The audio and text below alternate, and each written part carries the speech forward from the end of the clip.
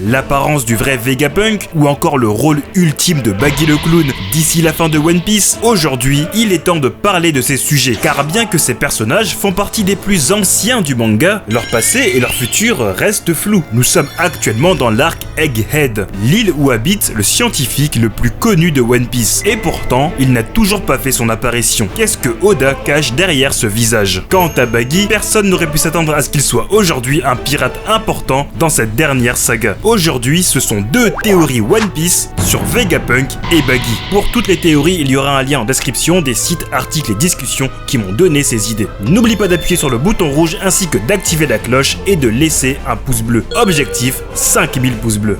Mais juste avant cela, laissez-moi vous parler d'un jeu qu'on ne présente plus, Raid Shadow Legends. La plupart d'entre vous le connaissent déjà et il est disponible sur smartphone et PC. Et cela fait maintenant 3 ans qu'il continue de nous faire rêver en ajoutant continuellement du nouveau contenu comme l'arrivée des Shadowkin, une faction d'une tribu de guerriers de l'extrême-orient récemment libérée du règne du mal. C'est pour moi l'une des factions les plus cool du jeu. Il y a aussi le mode Doom Tower qui vous permet d'affronter des nouveaux boss terrifiants et des nouveaux défis. Et récemment dans le jeu, il y a plein de nouveautés. Ce mois-ci, Raid vous propose une tonne d'événements et d'activités pour Halloween avec des superbes récompenses dont 2 champions spéciaux qui font leur arrivée. Il n'y a jamais eu de meilleure occasion pour démarrer l'aventure Raid Shadow Legends. Si vous n'avez pas encore téléchargé Raid, cliquez sur mon lien dans la description ou scannez le QR code qui s'affiche ici à l'écran. Vous obtiendrez un pack de démarrage gratuit d'une valeur de 30$ avec un champion épique Vergis, ainsi que 200 000 argent, une recharge d'énergie, un boost d'XP et un éclat ancien. De quoi bien commencer l'aventure. Une fois que tu auras téléchargé le jeu, toutes ces récompenses t'attendent ici.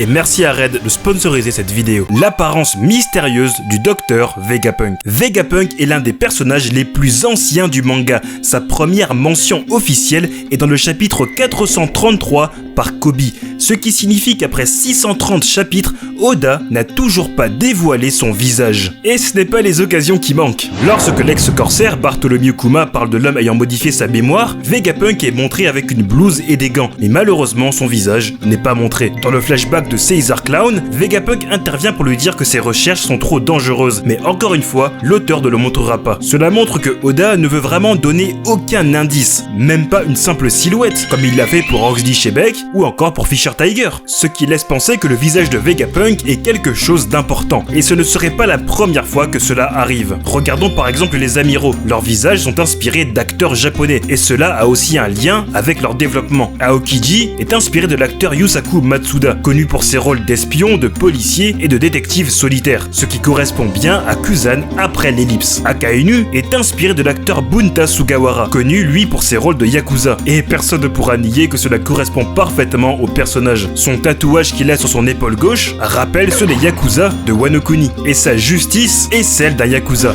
n'hésitant pas une seule seconde à tuer un marine déserteur en pleine guerre. Donc le visage joue parfois dans certains traits de personnalité du personnage, voire dans son histoire. On pourrait encore continuer comme ça pour les autres amiraux et d'autres personnages du monde de One Piece. Mais revenons à Vegapunk. Comme il est un grand scientifique, l'option la plus logique serait que son apparence soit inspirée d'un scientifique connu. Mais dans notre monde, des scientifiques connus, il y en a énormément. Alors on peut pas vraiment savoir à quoi ressemblera Vegapunk. Mais il y a une déclaration de l'auteur de One Piece que je n'ai jamais oubliée depuis toutes ces années. En 2007, One Piece fêtait ses 10 ans. Et dans une interview, Oda avait reçu une remarque que malgré le thème de la piraterie dans One Piece, aucun pirate ne porte de cache-œil. Alors qu'on a déjà vu des personnages avoir une jambe de bois, d'autres avoir un crochet, ce à quoi l'auteur de One Piece a répondu que dans les derniers arcs du manga, un pirate portant un cache-œil apparaîtra et qu'il est pressé de le dessiner. Nous sommes actuellement dans la dernière partie de One Piece. Quasiment tous les acteurs de la saga Road to Loftel ont été dessinés et montrés. Au sein du gouvernement mondial, on a déjà vu tous les visages et même Im ne semble pas avoir un œil couvert. On connaît aussi tous les chefs révolutionnaires. Donc si on procède par élimination, il y a très peu de personnages restants que l'auteur n'a pas encore dessinés, mais qui seront importants d'ici la fin de One Piece. Pour moi, le choix se situe entre, premièrement, Roxy dit Shebeck, même si la silhouette dessinée par Oda montre qu'il a ses 2 yeux, on pourrait se dire qu'il aurait perdu un œil suite à la bataille de God Valley.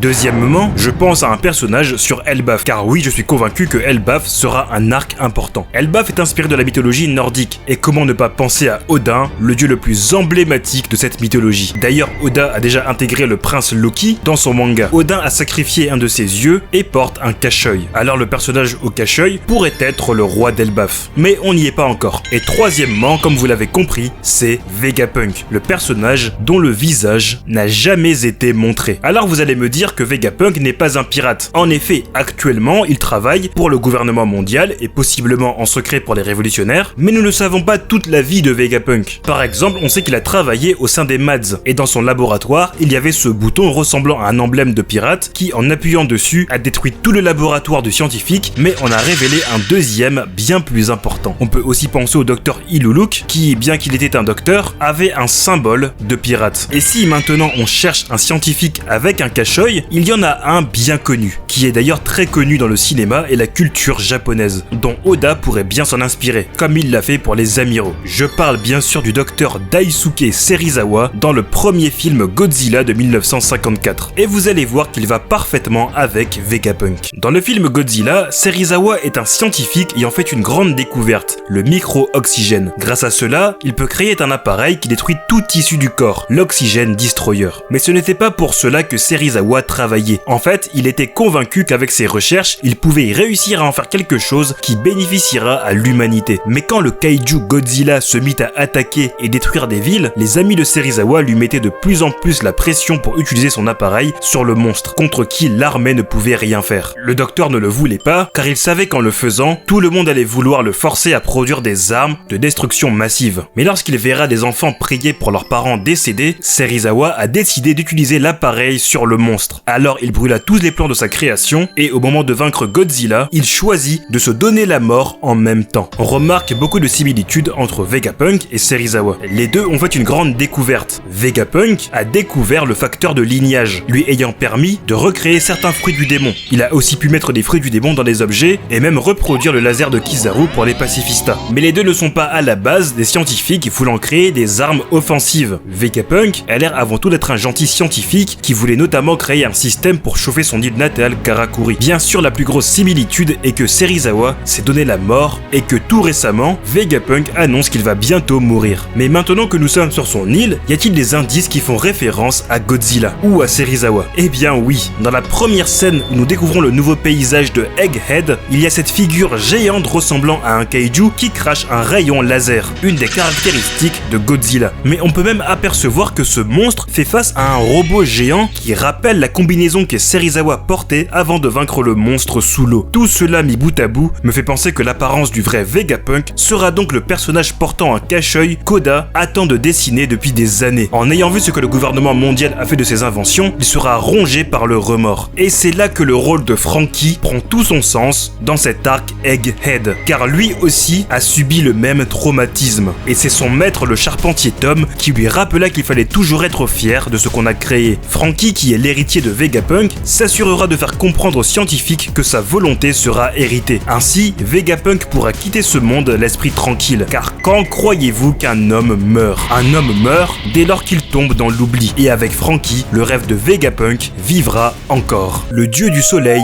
Buggy. À la fin de One Piece, celui qui sera reconnu comme le sauveur, le dieu du soleil, sera Buggy le clown. Et voyons pourquoi. Mentionné pour la première fois au chapitre 1018, Nika le dieu du soleil est une croyance que Who's-Who aurait entendue en prison. Un guerrier légendaire qui libérerait les prisonniers, qui les ferait rire et les libérerait de leurs tourments. Bien sûr, on sait que c'est Luffy qui a le Hito Hitonomi modèle Nika. En termes de libération, Luffy est celui qui a causé un chaos total dans Impel Down. Cependant, c'est Buggy qui en a tiré la gloire et qui est reconnu comme étant un sauveur par la majeure partie des anciens prisonniers d'Impel Down. Nika est aussi un guerrier qui apporte le sourire et l'objectif premier d'un clown, c'est évidemment de faire rire. Buggy a réussi à recréer un culte autour de lui et plein de fois fois Oda joue de cela. Évidemment, tout n'est que gag et comédie. Baggy est très souvent au bon endroit au bon moment, et grâce à cela, il arrive à attirer l'attention sur lui. Mais jusqu'à où ça ira? Lors de son arc introductif, il montrera le souhait de devenir le pirate qui dominera la route de Grand Line et d'amasser tous les trésors. Et des milliers de chapitres plus tard, ce personnage est encore là, et il est reconnu comme un concurrent potentiel de Luffy. De plus, lorsque Mihawk a vu plusieurs pirates se mettre en travers de sa route alors qu'il chassait Luffy, on se rappelle qu'il avait dit que le pouvoir le plus fou du pirate au chapeau de paille était sa capacité à rallier des gens à sa cause. N'est-ce pas là aussi un talent de Baggy le clown? Évidemment, les personnages puissants et importants sauront que c'est Luffy qui est le dieu du soleil, mais les autres penseront que c'est Baggy. Alors on pourrait se dire que ça gâcherait quand même le rêve de Luffy. Lui qui souhaite être le roi des pirates ne pourrait pas supporter que ce titre soit donné à Baggy le clown. Mais tout récemment, un fait vient de changer ma pensée. C'est que Luffy a un rêve caché, ce qu'il qualifie comme son rêve ultime. Un rêve qui n'a pas été dévoilé, que l'auteur garde secret. Ainsi, on comprend que devenir le roi des pirates est en réalité une sorte d'étape pour accomplir son rêve ultime. Et donc, ça ne gênerait pas forcément Luffy que Baggy soit reconnu publiquement comme le roi des pirates et le dieu du soleil tant que son rêve ultime est accompli. Et comme on l'a vu tout récemment, Luffy ne cherche pas la gloire. À la fin du raid d'Onigashima, il a voulu que ce soit Momonosuke le héros. En tout cas, le fait que Baggy soit arrivé jusqu'ici ne peut pas être uniquement pour le comique. Ce personnage va encore jouer un grand rôle, et d'ailleurs, lorsqu'il était un moussaillon sur le navire de Goldie Roger,